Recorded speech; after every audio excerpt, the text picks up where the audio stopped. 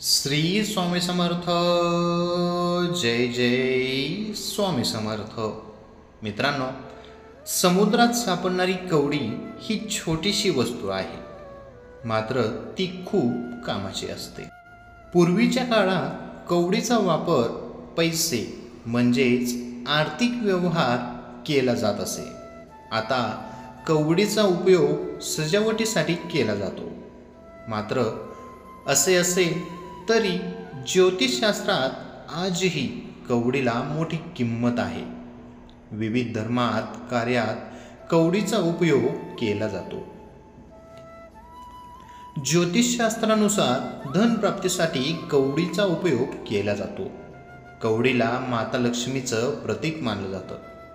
त्यामुळे लक्ष्मीची पूजा करताना पूजेच्या साहित्यात कवडीचा अवश्य समावेश केला जातो.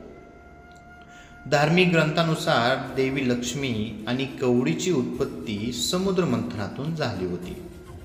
त्यामुळे कवडी ही धन आपल्याकडे आकर्षित करते असे सांगितले जाते. त्यामुळे ज्योतिषशास्त्रात कवडीशी संबंधित अनेक उपाय सांगितले जाते. चला तर मग जाणून घेऊयात कवडीचे काही उपाय. मित्रांनो, पुढील माहिती आवडली तर नक्की लाईक, कमेंट आणि आपल्या चॅनलला सबस्क्राईब करायला विसरू नका. ज्योतिषशास्त्रानुसार कवडीचा उपाय शुक्रवारी करणे अत्यंत फायदेशीर मानले जाते. शुक्रवारी पिवळ्या कवड्या लक्ष्मीची मूर्ती किंवा प्रतिमेसमोर ठेवा. सायंकाळी कवडींची पूजा करावी. पूजेनंतर कवड्या 2 भागात विभाजित कराव्या.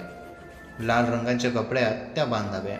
एक पोटली कपाटातील तिजोरीत तर दुसरी पोटली पर्समध्ये ठेवावी. तुम्हाला आयुष्यात आर्थिक तंगीचा सामना करावा लागणार नाही. नोकरीची शोध घेत आहात, अनेक अडचणी येत असतील तर तुम्ही कवडीचा हा उपाय करू शकता. 11 कवड्या घ्या, त्या एखाद्या मंदिरात अर्पण करा. त्यापैकी 7 कवड्या लाल रंगाच्या कपड्यात बांधा. इंटरव्ह्यूजला जाताना कवड्यांची पोटली सोबत ठेवा. 11 कवडीचा उपाय तुम्ही घरातील निगेटिव्ह एनर्जी दूर करण्यासाठी देखील करू शकता. 11 कवड्या घ्या, त्या लाल रंगाच्या कपड्यात बांधून ती पोटली घराच्या मुख्य दरवाजात बांधा. याने घरातील नकारात्मक ऊर्जा नष्ट होईल. दुष्ट लागण्यापासून घरातील सदस्यांचे रक्षण करण्यासाठी कवडीचा वापर केला जातो. वास्तुशास्त्रानुसार वाईट नजरेपासून रक्षण करण्यासाठी पिवळ्या रंगाची कवडीचा दोरा हातात परिधान करा. असं केल्याने घरातील नजरेपासून संरक्षण मिळते.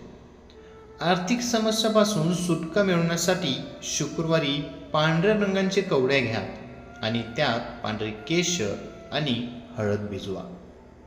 यानंतर लाल कपड्यात बांधून तिजोरीत ठेवा. असे केल्याने पैशाशी संबंधित समस्या दूर होतात असे मानले जाते. श्री स्वामी समर्थ. जय जय स्वामी समर्थ. मित्रांनो, ही छोटीशी माहिती आवडली असेल तर आपल्या व्हिडिओला लाईक, कमेंट आणि आपल्या चॅनलला सबस्क्राईब करायला विसरू नका. श्री स्वामी समर्थ. धन्यवाद.